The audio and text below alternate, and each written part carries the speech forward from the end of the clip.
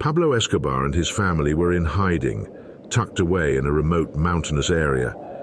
The night was very cold, and as the hours passed, the temperature continued to drop. Pablo glanced over at his daughter and noticed something was wrong. She was unusually quiet, not saying a word to anyone. She was shivering in the frigid air.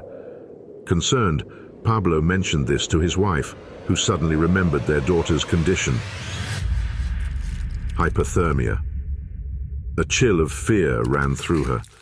She knew hypothermia was a dangerous drop in body temperature, often caused by prolonged exposure to cold, and could be life-threatening. Panic set in as Pablo realized the severity of the situation. They needed to act fast or risk losing their daughter. Desperately, he began searching the surrounding area for anything that could be burned to provide warmth. He looked everywhere, but everything he found was damp from the snow. Time was running out, and his daughter's condition was worsening. With no other options, Pablo knew he had to find something inside their bags to burn. They had 2 bags with them. The first was filled with the food they needed to survive, and the second was stuffed with money. Without even thinking, Pablo made a decision. He was not ready to destroy the food. As the flames grew, the heat finally reached his daughter. Pablo watched, relieved, as her shivering began to subside. $2 million went up in flames that night.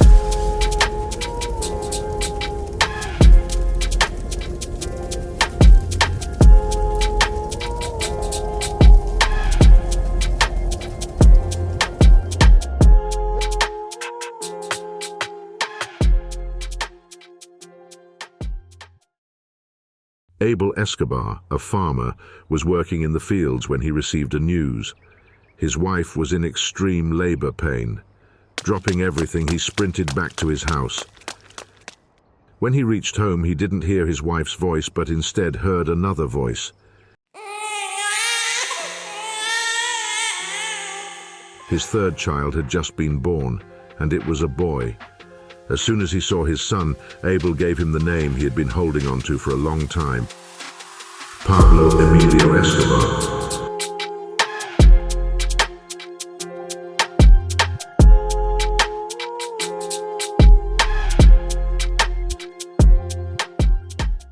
Pablo was born into a very poor family. His father worked as a farmer, while his mother was an elementary school teacher. Not long after Pablo's birth, the family moved to a place in Colombia called Medellin. However, Medellin was a city troubled by poverty, which gave rise to widespread criminal activity. Growing up in such an environment, young Pablo was exposed to a world of crime from an early age. As a child, Pablo slowly began to drift into this dark world.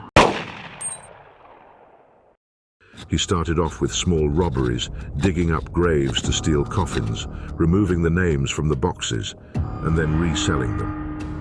As Pablo grew older, his criminal activities also grew. He moved on to stealing cars, breaking them down, and selling the parts for profit. In Medellin, everyone knew about their crimes happening around, but no one dared to speak out because a part of the money they made used to reach the police stations in that area. Even if he was making enough money, he was not at all satisfied. He wanted more, and his ambition led him deeper into the criminal underworld. He began kidnapping wealthy businessmen and politicians, demanding large amounts of money for their release. A Colombian businessman named Diego Echevarria suddenly went missing, and the news spread quickly throughout the city. Not long after, a call came to his home. The voice on the other end demanded, "If you give us $50,000, we will set him free." It was just as everyone thought. Pablo Escobar and his gang were behind the kidnapping. Desperate to save Diego, his family quickly gathered the money and delivered it to the gang at the specified meeting place. After paying the money, the next day's news shocked everyone. Diego Echevarria had been killed, even after the money was handed over.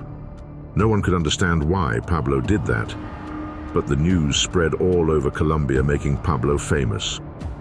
However, Pablo was not satisfied with the money he was making from kidnappings. He felt it wasn't enough and began searching for other ways to make more. At that time, cocaine use was skyrocketing in America, and the demand for the drug was spreading rapidly to other countries. Colombia's climate and terrain were perfect for cultivating the coca plant, and the dense forests and weak government made cocaine production easy.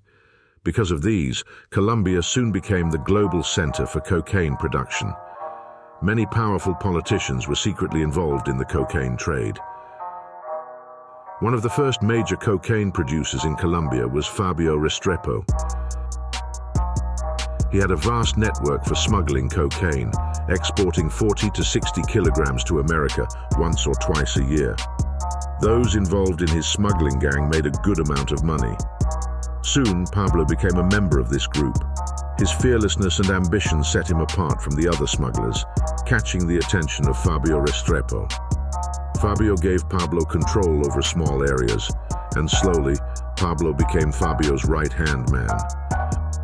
During this time, Pablo was making more money than he ever had before. The wealth he accumulated from smuggling was far greater than what he made from his previous criminal activities. But this raised a question in Pablo's mind. If I'm making this much money just working for Fabio, how much must Fabio be making? Not long after, a news spread throughout Colombia, shocking the underworld. Fabio Restrepo had been murdered, and the killer was none other than his trusted right-hand man, Pablo Escobar.